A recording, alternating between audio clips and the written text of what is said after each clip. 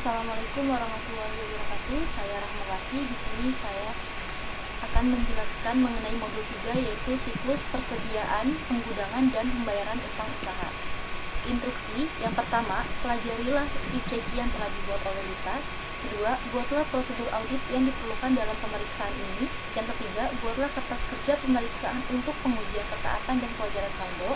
Yang keempat, lengkapi kertas kerja neraca A2.1 dan A2.2 dan kertas kerja laba rugi A3.1 dan A3.2 yang terdapat pada modul 1 buku 2 untuk akun-akun yang terkait dengan pemeriksaan modul ini.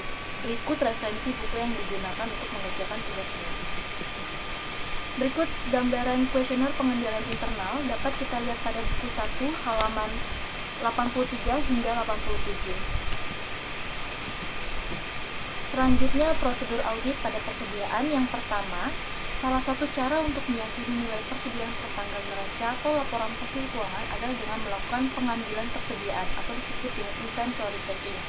Hal yang perlu diperhatikan dalam pengembalian persediaan yang pertama, pelajari instruksi perhitungan persediaan perusahaan dan nilai kelayakan, dan itu sudah dilakukan. Minta daftar posisi persediaan yang mencakup nama barang, lokasi, kuantitas, dan harga per tanggal pengambilan persediaan, dan itu sudah dilakukan. Sebelum kegiatan perhitungan dilakukan, periksa ketelitian pelaksanaan prosedur pisah batas untuk penerimaan dan pengiriman barang dengan mencatat nomor terakhir dari laporan penerimaan barang, surat jalan, dan faktur penjualan, dan itu sudah dilakukan. Apabila selama pengembalian persediaan aktivitas berlangsung secara terus-menerus, pisahkan persediaan yang mungkin akan dikirim hari itu, dan itu sudah dilakukan. Pastikan bahwa tidak ada pengiriman dan penerimaan setelah tanggal pisah batas berikut sertakan dalam perhitungan persediaan perusahaan tersebut, dan itu sudah dilakukan. Lakukan observasi atas kegiatan perhitungan di seluruh gudang. Perhitungan dapat dilakukan secara sampling, terutama untuk barang yang pokok dan mahal, dan itu sudah dilakukan. Waspada dengan penumpangan barang, kemungkinan adanya lubang dalam tumpukan dan persediaan yang terlihat sudah rusak, tidak laku, atau kurang baik. Di samping itu, waspada juga terhadap barang yang tidak termasuk ke dalam kategori persediaan, dan itu sudah dilakukan. Bandingkan barang-barang yang dihitung atau dilihat dengan saldo kartu gudang dan daftar persediaan menurut akuntansi, dan itu sudah dilakukan. Pastikan bahwa semua instruksi dalam pengambilan persediaan telah dilaksanakan dengan baik, dan itu sudah dilakukan. Apabila pengembalian persediaan dilakukan sebelum tanggal neraca atau laporan posisi keuangan, dilakukan prosedur penarikan maju ke tanggal neraca atau laporan posisi keuangan. Sedangkan apabila pengembalian persediaan dilakukan setelah tanggal neraca atau laporan posisi keuangan, maka dilakukan prosedur mundur, dan itu tidak dilakukan. Yang kedua, uji penilaian harga persediaan dengan membandingkan pada faktur atau data lain dari pelanggan. Untuk itu, pilih barang yang bernilai material dalam daftar persediaan, dan itu sudah dilakukan. Yang ketiga, perhatikan kemungkinan perubahan sistem dari metode tahun lalu, dan itu tidak dilakukan. Yang keempat, periksa semua penjualan perkalian dengan metode tahun lalu, itu sudah dilakukan. Siapkan schedule utama, itu tidak dilakukan. Minta daftar persediaan yang mencakup nama barang, kuantitas, dan harga per tanggal neraca dari laporan posisi keuangan serta cocokkan dengan buku besar, dan itu sudah dilakukan. Yang ketujuh, lakukan penilaian analitis untuk melihat kewajaran dari penilaian persediaan, misalnya dengan adanya kelebihan persediaan yang disebabkan dengan pembelian yang berlebihan, barang yang penjualannya lambat atau usang, dan itu sudah dilakukan pada indeks ARP 1.1. Yang 8, pastikan bahwa barang dalam perjalanan telah dibukukan sesuai dengan statusnya, yaitu syarat pembelian seperti pembelian perangko gudang isi penjualan, FOB, atau pembelian perangko gudang si pembeli, dan itu sudah dilakukan. 9. Dapatkan konfirmasi untuk persediaan di luar kompleks perusahaan. Pastikan juga apakah ada bagian dari persediaan yang dijaminkan, dan itu sudah dilakukan. Pelajarilah kecukupan pertanggungan asuransi, dan itu tidak dilakukan. 11. Yakinkan bahwa perusahaan telah mengadakan penyisihan yang cukup untuk barang-barang yang penjualannya lambat, usang, atau sisa, dan itu tidak dilakukan. Pelajari semua perjanjian pinjaman dengan kreditur. Perhatikan apakah ada persediaan yang dijadikan jaminan dalam rangka mendapatkan pinjaman dari kreditur, dan itu tidak dilakukan. Selanjutnya, prosedur audit pada pajak pertambahan nilai PPN masukan. Yang pertama, minta daftar pajak pertambahan nilai yang meliputi informasi tanggal faktur pajak, nomor NPWP, nomor penguasa kena pajak, dasar pengenaan pajak, dan besar PPN yang dipungut, dan itu tidak dilakukan. Yakinkan bahwa semua pajak masukan telah didukung dengan bukti pajak dan semuanya merupakan pajak masukan yang dapat dikreditkan sesuai dengan peraturan perpajakan, dan itu tidak dilakukan. Yang ketiga, pastikan bahwa pajak masukan tersebut telah dilaporkan atau dikreditkan secara teratur dalam SPT masa dan dikompensasikan dengan pajak keluaran, dan itu dilakukan. Apabila pajak keluaran lebih besar dari pajak masukan, pastikan bahwa kekurangan pembayaran tersebut telah dilunasi sesuai batas waktu, dan itu sudah dilakukan. Keempat, apabila ada perbedaan saldo bersih atau pajak masukan dikurangi pajak keluaran antara buku besar dengan SPT masa lalu, pelajarilah sebab-sebabnya, terutama untuk saldo pertanggal neraca atau laporan hasil keuangan, dan itu tidak dilakukan. Yang kelima, pelajarilah semua surat respon dengan kantor pajak, terutama untuk permohonan restitusi karena kelebihan pembayaran pajak masukan. Pastikan apakah semua permohonan tersebut disetujui, dan bila ada faktur pajak yang tidak sesuai oleh kantor pajak, pelajarilah sebab-sebabnya, dan itu tidak dilakukan. Selanjutnya, prosedur audit beban pokok penjualan. Yang pertama, lakukan perbandingan setiap jenis dan struktur beban termasuk harga pokok penjualan dalam tahun yang diperiksa dengan tahun lalu. Analisis sebab naik atau turun yang mencolok, perhatikan klasifikasi beban yang dilakukan oleh perusahaan dan minta penjelasan bila terdapat perubahan yang material. Dan itu dilakukan pada PL2. Kedua, hitung rasio dari COGS dan bandingkan dengan tahun lalu serta tulisan kesimpulan. Dan itu tidak dilakukan. Yang ketiga, yakinkan bahwa harga pokok produksi dicatat berdasarkan perhitungan yang didukung bukti, dan itu dilakukan pada indeks PL2. Selanjutnya, prosedur audit pada pemeriksaan pembelian. 4. Bandingkan pembelian tahun berjalan dengan tahun lalu serta dapat penjelasan bila terdapat perbedaan yang material, dan itu dilakukan. 5. Lakukan pemeriksaan kebijakan dan prosedur pembelian dan retur pembelian akankah ada penyimpangan, dan itu tidak dilakukan. 5. Lakukan pemeriksaan terhadap pembelian dari pihak yang mempunyai hubungan istimewa, terutama untuk penetapan harga beli dan jumlah transaksi selama tahun berjalan, dan itu tidak dilakukan. 7. Lakukan pemeriksaan atas pembelian secara acak pada tahun berjalan dengan memperhatikan faktur pembelian baik jumlah, harga, syarat pembelian dengan mencocokkan pada pesanan pembelian, dan laporan penerimaan barang. Sedangkan untuk retur pembelian, perhatikan memo debit baik jumlah maupun harga dengan mencocokkan pada pesanan pembelian, laporan penerimaan barang dan faktur pembelian, dan dilakukan di indeks stok 3. Ke-8, periksa kebenaran perhitungan matematis pada faktur pembelian dan memo debit, dilakukan pada indeks F3. 9. Periksa kebenaran PPN, masukan atas pembelian barang atau jasa kena pajak, dan dilakukan pada indeks stok 3. 10. Lakukan kisah batas atas pembelian dan retur pembelian selama 7 hari sebelum setelah tanggal neraca atau laporan posisi keuangan, dan yakinkan bahwa transaksi telah dicatat pada periode yang tepat, dan ini dilakukan pada PL2.1. 11. Apabila pembelian telah dicatat untuk barang yang masih berada pada gudang penjualan, maka periksa kontrak pembeliannya, dan itu tidak dilakukan. 12. Buat kesimpulan dan komentar hasil pemeriksaan, dan itu tidak dilakukan. Selanjutnya, prosedur audit pada utang usaha. Yang pertama, minta daftar utang usaha, periksa saldo masing-masing kreditur ke buku utang, lakukan rekonsiliasi dengan saldo buku utang, dan ini dilakukan di indeks M1. 2. Tentukan saldo yang akan dikonfirmasi dan kirimkan surat konfirmasi kepada kreditur, dilakukan pada indeks MM1.1. Yang ketiga, catat utang bersaldo debit, periksa penyebabnya dan teliti sejak kapan terjadinya, serta lakukan konfirmasi atas saldo tersebut, dan ini tidak dilakukan. Keempat, pisahkan antara utang pada perusahaan afiliasi, utang kepada direksi pemegang saham, utang untuk pembayaran pembelian aset tetap, dan lain-lain, dan ini tidak dilakukan. Yang kelima, minta daftar mutasi penjualan sebagai pelengkapan atau pengganti surat konfirmasi saldo akhir dalam keadaan sebagai berikut, dan ini tidak dilakukan. Yang keenam, teliti setiap selisih yang ada antara balasan surat konfirmasi dengan saldo menurut buku utang, dan ini dilakukan pada indeks M1.1. 7. Bila konfirmasi tidak jawab, maka lakukan alternatif prosedur dengan memeriksa faktur atau daftar mutasi laporan dari pemasok, serta melakukan uji terhadap pembayaran setelah tanggal neraca atau laporan posisi keuangan. Ini dilakukan pada indeks MM1.1.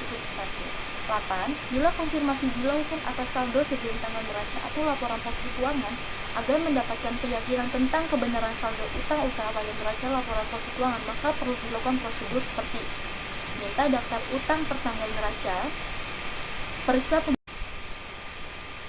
terhadap saldo yang benar dan tidak lazim atau saldo berdebit, dan ini sudah dilakukan. 9. Periksa persoalan yang belum terselesaikan dan selidiki mengapa sampai terjadi persoalan tersebut, dan itu sudah dilakukan.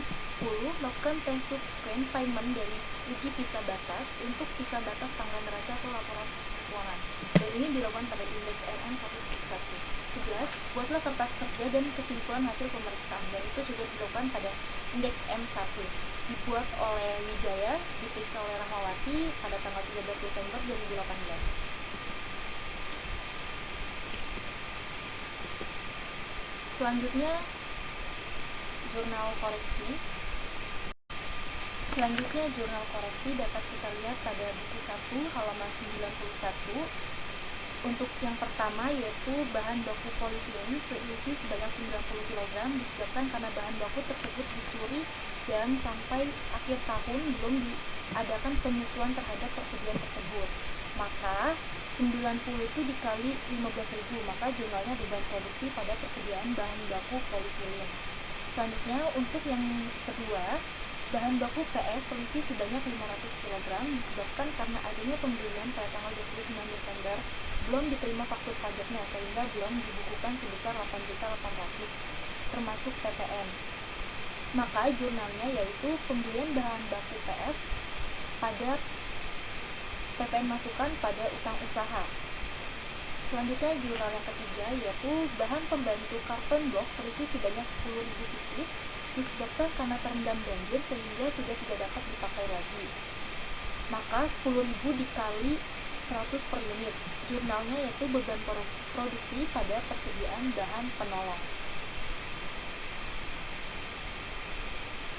Selanjutnya pada jurnal yang keempat, barang jadi Rusifon SP500 selisih sebanyak 2.000 kg disebabkan karena barang tersebut dititipkan secara konsinyasi di PT Unifon dan sudah dikonfirmasikan dengan jawaban setuju.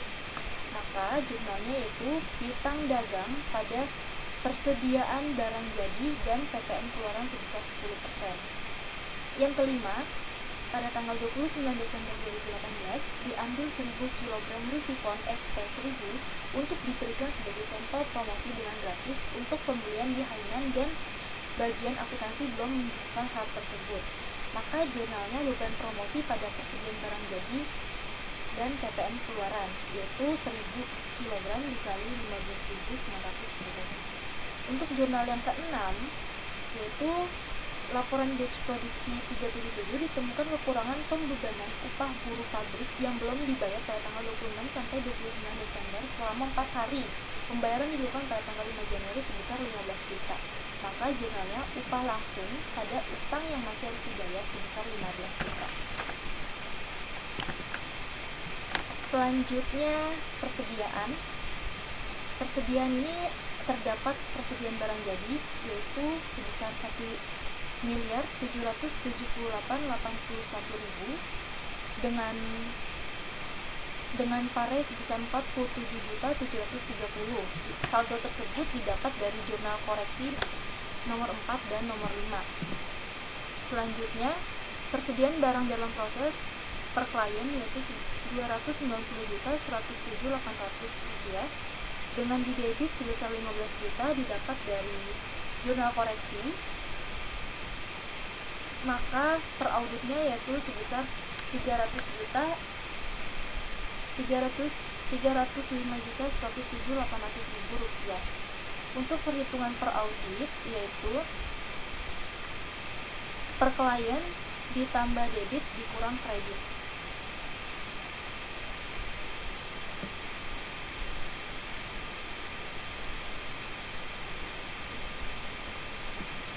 Dibuat oleh Wijaya, diperiksa oleh Rahmawati pada tanggal 13 Desember 2018 dan tanggal 12 Maret 2019 periode 31 bulan 12 2020.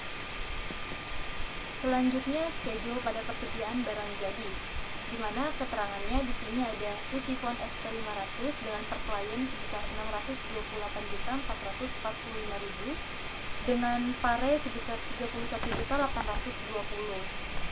Dengan pare kredit ini didapat dari jurnal koreksi maka per auditnya itu sebesar 596.625.000. Per audit ini dapat dari jumlah per klien 2018 ditambah debit dikurang kredit, maka jumlahnya seperti ini. Dibuat oleh Wijaya, diperiksa oleh Rahmawati pada tanggal 13 Desember 2018 dan tanggal 12 Maret 2019, periode 31/2012 tahun 2018. Selanjutnya, persediaan dalam proses. Di sini terdapat batch production,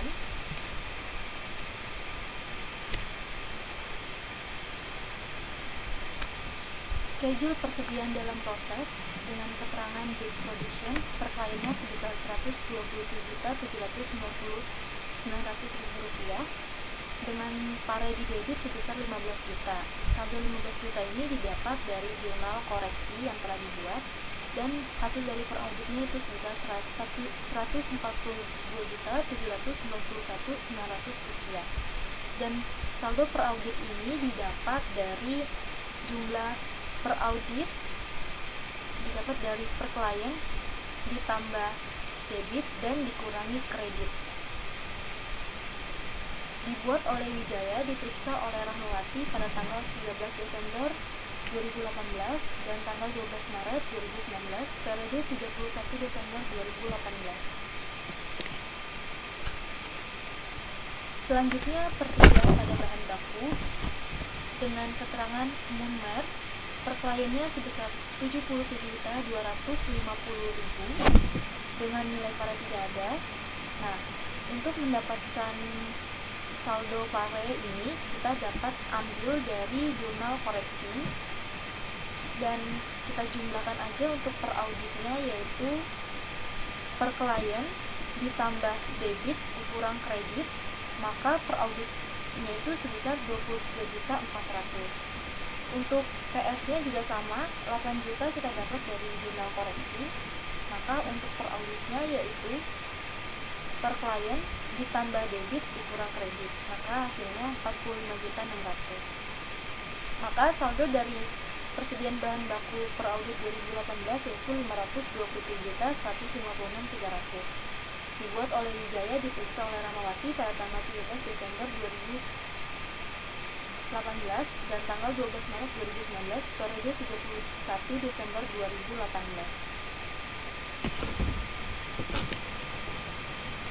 Selanjutnya, persediaan bahan penolong, di mana di sini terdapat keterangan belum warna dengan per klien sebesar 45 juta dan per auditnya sebesar 45 juta. Nah, di sini untuk kreditnya itu didapat dari jurnal koreksi. Untuk melakukan perhitungan pada per auditnya yaitu per klien ditambah debit dikurang kredit, maka hasil untuk karton box sebesar Rp57.838.000. Maka hasil dari per auditnya yaitu sebesar Rp126.843.600. Dibuat oleh Wijaya, diperiksa oleh Rahmawati pada tanggal 13 Desember 2018 dan 12 Maret 2019, periode 31 Desember 2018. Selanjutnya, perhitungan fisik pada persediaan. Untuk mengetahui kolom deskripsi unit, fisik, dan kartu, kita dapat melihat pada buku 1 halaman 90.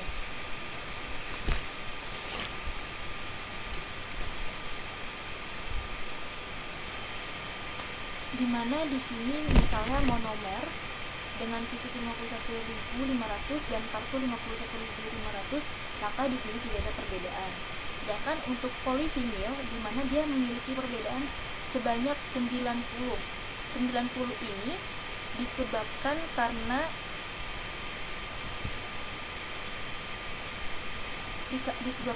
barang dicuri. Kemudian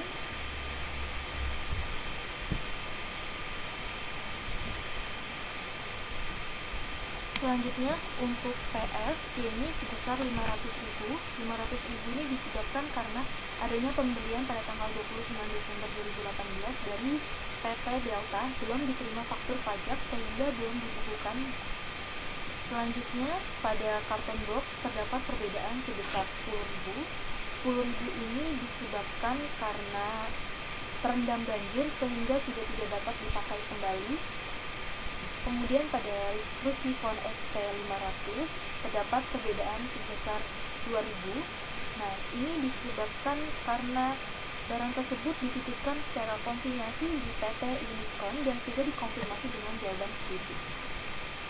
Selanjutnya ada Lucifon SP1000 dengan perbedaan sebesar 100. Dengan perbedaan sebesar 1000, ini disebabkan karena sampel promosi dengan gratis untuk pembelian di halaman dan bagian akuntansi belum membukukan. Selanjutnya, uji transaksi pembelian, yaitu di sini terdapat order pembelian, bukti, dan periksa pencatatan. Untuk mengisi pada kolom tersebut, kita dapat melihat pada buku 1 halaman 94. Di sini terdapat bukti pendukung. Bukti pendukung di sini merupakan, kita dapat melihat di halaman 94. Untuk melakukan pengisian pada otorisasi, karena kita sebagai auditor, maka kita memiliki kewenangan untuk mendapatkan dokumen. Di sini untuk mengisi footing di checklist, karena auditor telah menguji kebenaran, maka kita checklist. Kemudian pada buku pembelian dan buku kertas ini kita checklist saja. Dibuat oleh Wijaya, diperiksa oleh Rahmawati pada tanggal 13 Desember 2018 dan tanggal 12 Maret 2019 pada periode 31 Desember 2018. Selanjutnya untuk schedule utang usaha dengan nama pelanggan PT Andalas dengan data per klien sebesar Rp200.559.100, di mana untuk mendapatkan pare ini kita dapat melihat di jurnal koreksi, atau kita juga bisa melihat pada buku 2 halaman 65. Untuk menjumlahkan per audit, yaitu per klien dikurangi debit ditambah kredit, maka jumlahnya Rp501.567.000. Dibuat oleh Wijaya, diperiksa oleh Rahmawati pada tanggal 13 Desember 2018 dan tanggal 12 Maret 2019. Selanjutnya, daftar konfirmasi dan pengeluaran setelah tanggal neraca, di mana schedule daftar konfirmasi ini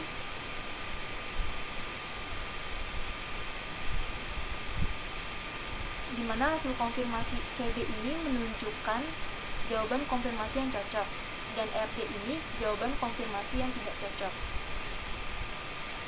Untuk pengeluaran setelah tanggal neraca atau laporan-laporan posisi keuangan, angka tersebut dapat kita lihat pada buku 1 halaman 94. Dan untuk mengisi perbedaan ini dapat kita jumlahkan saja, kita kurangi ya, dari jumlah per klien dikurangi dengan pengeluaran setelah tanggal neraca, maka perbedaannya terdapat 990.000. Begitupun seterusnya. Dibuat oleh Wijaya, diperiksa oleh Rahmawati pada tanggal 13 Desember 2018 dan tanggal 12 Maret 2019, periode 31 Desember 2018.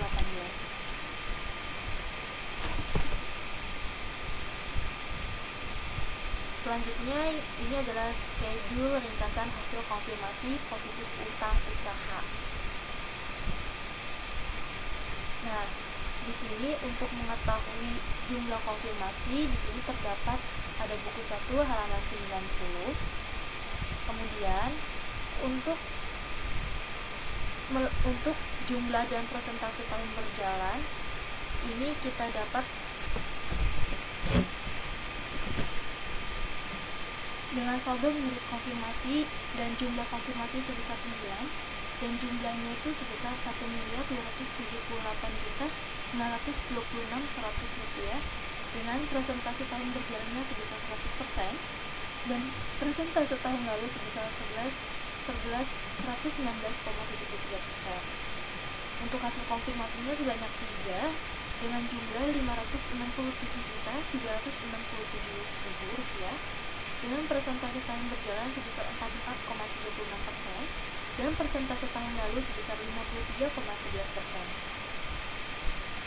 Selanjutnya selisih dari pembukuan klien yaitu sebesar 9.810 dengan tahun berjalannya yaitu 0,92 dan persentase tahun lalu sebesar 0,92. Dengan total yang dikirim sebanyak 9 dengan jumlah Rp1.269.116.100 dengan persentase tahun berjalan 99,23% dan persentase tahun lalu 118,81%.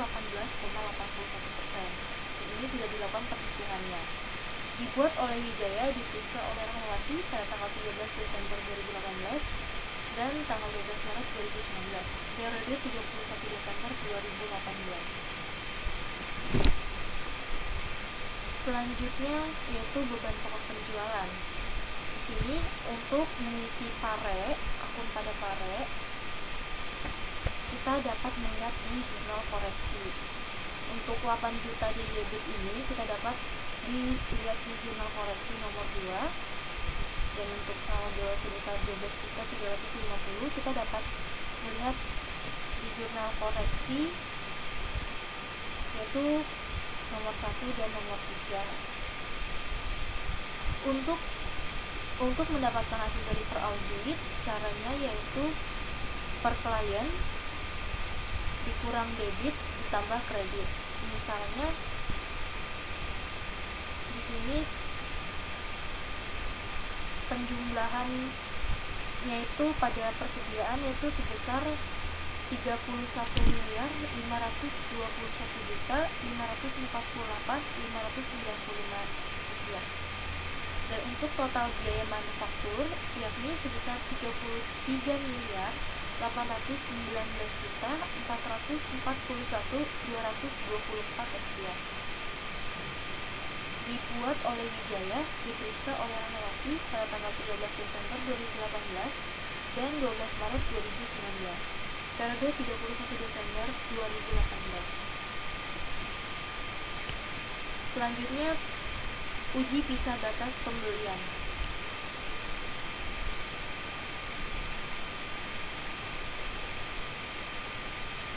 Untuk melakukan pengisian pada kolom PL 2.1, kita dapat melihat pada buku 1 halaman 94.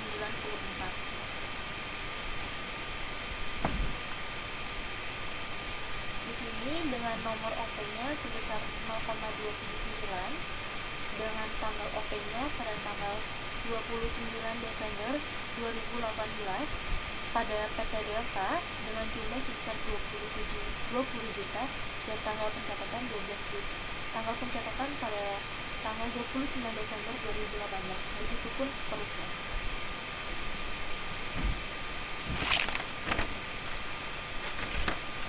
Selanjutnya yaitu kertas kerja neraca. Untuk mengisi data WPRF ini kita dapat melihat pada buku 1 halaman 9 sampai 11. Untuk mengisi data pada pare kita dapat melihat pada jurnal koreksi. Nah, untuk mengetahui hasil dari per audit di mana per klien nanti dikurangi debit ditambah kredit. Misalnya di sini pada piutang usaha dengan pare di debit sebesar 213 juta dan di kredit sebesar 75.900, maka hasil per auditnya yaitu sebesar 12.128.073.240 rupiah.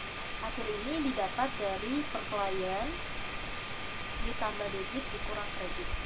Begitupun seterusnya, maka hasil dari total aset yaitu sebesar 22.947.320.964 rupiah. Dibuat oleh Wijaya, diperiksa oleh Rahmawati pada tanggal 13 Desember 2018 Jabatan tanggal 12 Maret 2019 periode 31 Desember 2018.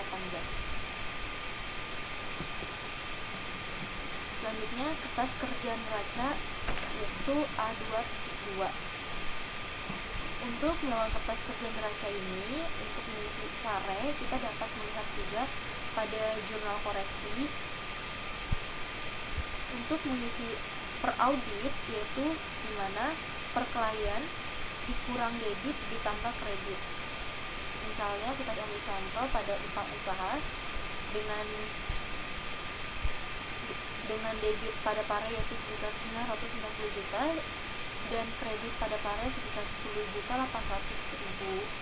Maka untuk per kliennya yaitu untuk per auditnya sebesar 1.278.926.100 rupiah.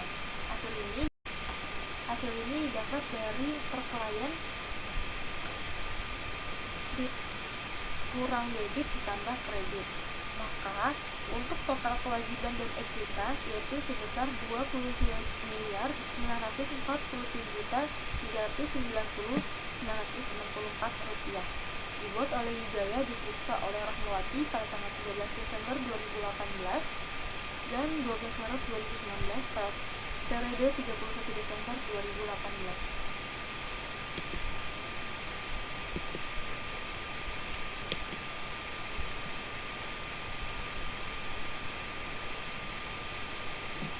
Selanjutnya itu kertas kerja laporan laba rugi.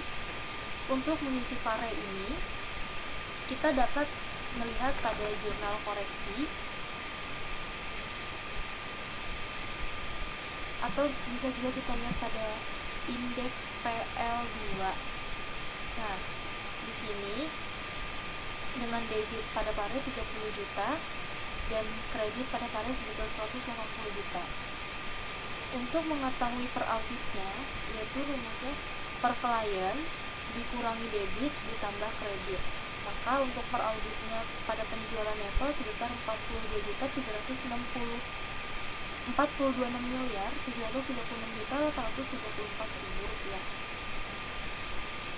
Dibuat oleh Wijaya, diperiksa oleh Rahmawati pada tanggal 13 Desember 2018 dan pada tanggal 12 Maret 2019 periode 31 Desember 2018. Selanjutnya kertas kerja laporan laba rugi, di mana ada saldo awal tahun dengan per audit pada tahun 2017 sebesar 1.761.040.864 rupiah dan per klien 2018 sebesar 3.319.372.334 rupiah.